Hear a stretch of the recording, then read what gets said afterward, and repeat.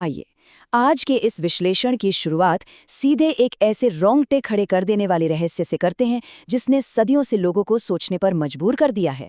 सोचिए, एक 6000 साल पुराना कटा हुआ सिर जो आज भी जीवित माना जाता है और जिसने मानव इतिहास के सबसे भयंकर युद्ध को अपनी आंखों से देखा। ये कोई साधारण कहानी नहीं है, बल्कि एक ऐसा रहस्य है जो समय और विज्ञान दोनों की सीमाओं को चुनौती देता है। तो सवाल उठता है कि आखिर ये सिर है किसका? ये एक ऐसे दर्शक का सिर है जिसने रणभूमि में वो सच्चाइयां देखीं जो बड़े बड़े महारथियों की आंखों से भी छिप गई थीं। इस गहरे रहस्य की जड़ों तक पहुंचने के लिए हमें इतिहास के पन्नों में थोड़ा पीछे चलना होगा। चलिए सबसे पहले इस रहस्यमयी सिर की सच्चाई को समझते हैं। दरअसल ये सिर महान योद्धा बर्बरीक का था, जो भीम के पौत्र और घटोत्कच के पुत्र थे। बचपन से ही उनकी माता, जो खुद एक नाग राजकुमारी थीं, उन्होंने बर्बरीक के मन में एक अटल प्रण बिठा दिया था, हमेशा हारे हुए का साथ देना। सुनने में ये एक साधारण सी सीख लगती है ना? लेकिन यही प्रण आगे चलकर पूरी दुनिया का संतुलन बिगाड़ने वाली सबसे बड़ी चुनौती बनने वाला था। आइए अब बात करते हैं उन 3 बाणों की अजेय शक्ति के बारे में।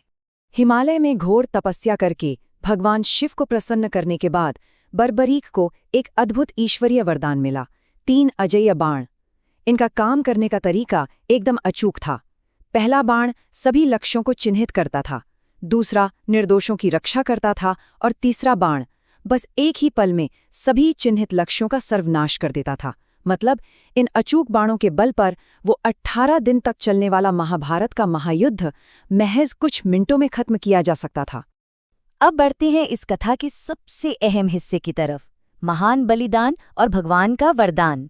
जब महाभारत युद्ध की घोषणा हुई तो बर्बरीक अपने नीले घोड़े पर सवार होकर कुरुक्षेत्र के लिए निकल पड़े। लेकिन बीच रास्ते में स्वयं भगवान कृष्ण ने एक साधारण ब्राह्मण का भेष धरकर उन्हें रोक लिया। कृष्ण उनकी शक्ति की परीक्षा लेना चाहते थे। ब्राह्मण के उकसाने पर बर्बरीक ने एक तीर से एक विशाल पीपल के पेड़ के सारे पत्तों को भेद कर दिखा दिया। लेकिन चमत्कार तो तब हुआ जब अंत में वह तीर ब्राह्मण के पैर के पास मंडराने लगा, क्योंकि उन्होंने एक पत्ता जानबूझकर अपने पैर के नीचे छिपा लिया था। इससे यह पूरी तरह साबित हो गया कि बर्बरीक का बाण कोई आम हथियार नहीं, बल्कि एक अजेय और जीवित विनाशकारी शक्ति था। और यहीं कृष्ण को एक अनंत चक्र या इन्फिनिट लूप का एहसास हुआ।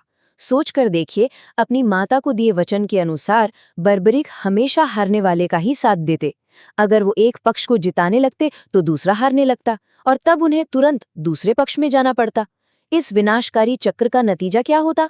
हर एक सैनिक मारा जाता और युद्ध कभी खत्म ही नहीं होता। इस भयानक लूप से ब्रह्मांड को बचाने के लिए भगवान कृष्ण ने प्राचीन काल का सबसे नाटकीय कदम उठाया। उन्होंने गुरु दक्षिणा के रूप में सबसे बड़ी मांग रख दी। उन्होंने सीधे बर्बरीक का सिर ही मांग लिया।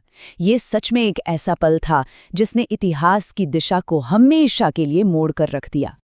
ये बात दिल को गहराई से छू लेती है कि बिना किसी पछतावे या संकोच के बर्बरीक ने तुरंत अपनी तलवार निकाली और अपना सिर धड़ से अलग कर दिया। लेकिन हाँ, उन्होंने एक अंतिम इच्छा जरूर रखी, इस महायुद्ध को अपनी आंखों से देखने की। उनके इस सर्वोच्च बलिदान का सम्मान करते हुए कृष्ण ने उस जीवित सिर को एक ऊंची पहाड़ी पर स्थापित कर दिया, जहां से पूरी रणभूमि बिल्कुल साफ दिखाई देती थी। और यहीं से सामने आती है महाभारत युद्ध की असली सच्चाई।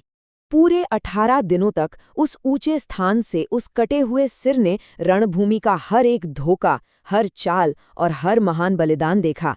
जब युद्ध समाप्त हुआ तो विजेताओं के बीच एक बड़ी बहस छिड़ गई कि असल में सबसे महान और निर्णायक योद्धा कौन था। तब कृष्ण ने उन सभी को इसी इकलौते और निष्पक्ष गवाह के पास भेजा, यह जानने के लिए कि आखिर युद्ध किसने जीता। उस सिर ने जो सच बताया ना, उसने बड़े बड़े महारथियों के अहंकार को पल भर में चकनाचूर कर दिया। बर्बरीक ने खुलासा किया कि मनुष्यों ने तो कोई युद्ध किया ही नहीं। रणभूमि में केवल कृष्ण का सुदर्शन चक्र था जो शत्रुओं का नाश कर रहा था, और द्रौपदी के खुले केश थे जो न्याय की पुकार कर रहे थे। इस बात ने ये साबित कर दिया कि वो महान मानवीय योद्धा केवल एक उच्च ईश्वरीय योजना के साधन मात्र थे।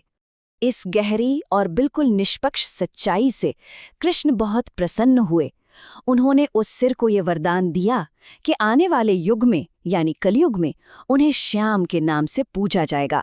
और इस महान वरदान के कुछ ही समय बाद वो सिर रहस्यमयी तरीके से उस पहाड़ी से गायब हो गया। अब हजारों साल आगे चलते हैं। द्वापर युग से कलयुग तक आते आते ये प्राचीन रहस्य एक बार फिर उजागर हुआ। राजस्थान के एक छोटे से गांव में एक साधारण से ब्राह्मण को एक दिव्य स्वप्न आया। और हैरानी की बात देखिए, अगली ही सुबह जब खुदाई की गई तो एक पीपल के पेड़ के पास से बिल्कुल वही तेज से भरा हुआ सिर वापस मिल गया। इसके बाद शुरुआत होती है खाटू श्याम मंदिर के रहस्य की। कहा जाता है कि जमीन से निकाले जाने के बाद जब उस दिव्य सिर को सम्मानपूर्वक एक रथ पर रखा गया तो वो रथ खाटू गांव पहुंचकर अचानक रुक गया और लाख कोशिशों के बाद भी 1 इंच आगे नहीं बढ़ा। आज ठीक उसी स्थान पर बने मंदिर से जुड़े रहस्य आधुनिक विज्ञान और तर्क को सीधे चुनौती देते हैं। चाहे वो श्याम कुंड का कभी न खत्म होने वाला जल हो, पहली आरती में मूर्ति की आंखों से बहती करुणा हो, या फिर मंदिर के ठीक नीचे उस गुप्त कक्ष में सुरक्षित माने जाने वाले वे 3 अजेय बाण। आज हर साल लाखों की संख्या में लोग इस पवित्र स्थान पर पहुंचते हैं। वो अपने टूटे हुए दिल, अपने दुख और असंभव लगने वाले बोझ को लेकर आते हैं उस असीम शक्ति के पास जिसे हारे हुए का शाश्वत सहारा माना जाता है।